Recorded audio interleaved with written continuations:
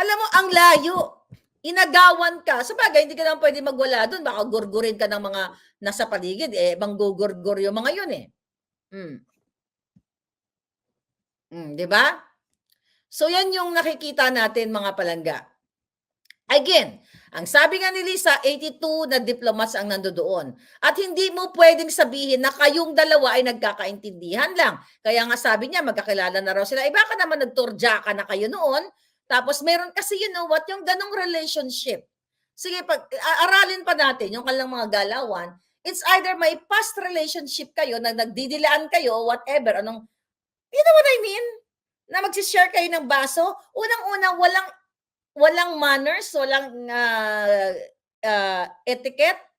Etiquette man, minsan, hindi lang ako nagdikit-dikit ba? Walang etiquette ba? So, walang etiquette. Baka nahigop na yon, di ba? Nahigop niya na nung, hindi kasi nakita kung humigop na siya ba ng, ng champagne. Di ba? Wala talagang etiquette itong mga leads na to namin. Bulkitin talaga yung botod ni Lisa, no? Lisa, ang botod mo, ipabulkit to gidna. Para, na, kumupos na. Ay, hindi. Pagbulkit para lalong lolobo. Magpabulkit ko para lalong lumobo yan. Ngayon, mga kababayan, kahit ano pang pagtakip ni Keso, ito ay, sabi ko nga, malinaw na kasinungalingan at gusto kayong gaguhin lahat. Ngayon, it's up to you. Okay? Okay? So, it's up to you, mga kababayan, kung kayo ay magpapaniwala sa kabila ng inorasan natin, tinignan natin yung kanilang, ang kanilang mga bibig, kung ano yung mga pinagsasabi. Sabi ko nga, very paranormal ito. Ang paranormal, di ba, nanonood naman kayo sa Netflix, no? O yung mga palabas. Ito yung may mga power, di ba, na nag-uusap sila through sa kanilang mga mind. Naniniwala ba kayo dyan? Minsan nanonood ako yung may mga medium, di ba? Mga psychic, yan. Naniniwala ba kayo doon?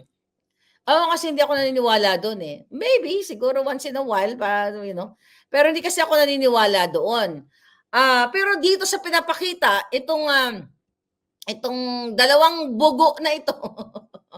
Di ba? Sige nga, pagalawin nyo nga yung chandelier dyan sa Malacanang, pagalawin nyo, di ba? Ano naman tawag doon? Telekinetics. Di ba? Na pwedeng mapagalaw yung object, pabagsakin mo yung chandelier, tapos sa julo ni Kuting. O di tapos, 'di ba? Sige nga, cheese. Gamitin mo yung telekinetic power mo.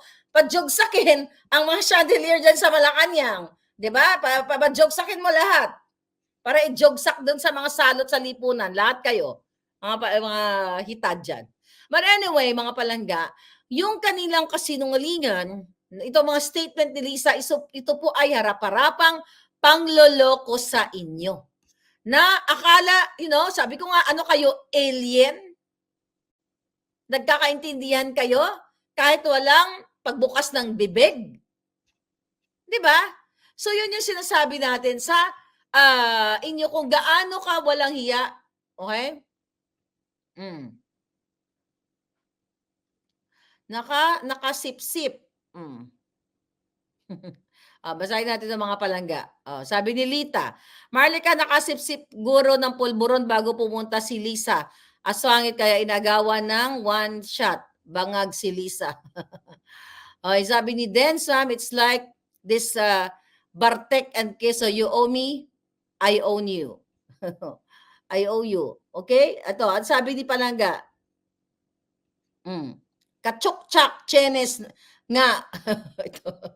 Sabi ni Raj Kapoor, kachuk-chak, chenes nga. Walang paranormal. Baka nga kachuk-chak, chenes.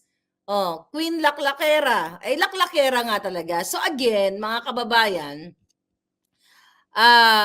ito, kalaklak si Keso, si Lisa Kadiri to death, same corduroy faces sila. O nga, no? Yung isa bukbok. So ngayon, eto na yung sinasabi ko sa inyo. I think sinabi natin kagabi. Yung mga expose ko, naniniwala na kayo, di ba? Nagalit pa nga sa akin eh. Nagagalit kayo, si Marlica, chika-chika, boom-boom lang yan, di ba? Pinapakita na ni Lisa kung anong klase siyang Digimon. Ayaw pa ninyong maniwala.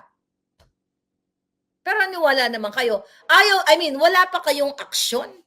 Sabi ko, yung nakikita ninyong harap-harapang isinisinungaling nila sa inyo, mga kababayan, how much more kapag walang camera? Actually, kinukwento ko na nga sa inyo yung ginagawa nila eh. May PSG na nagpatiwakal, may mga PSG na umalis, nag-early retirement dahil hindi na kayanan ang bartika nila.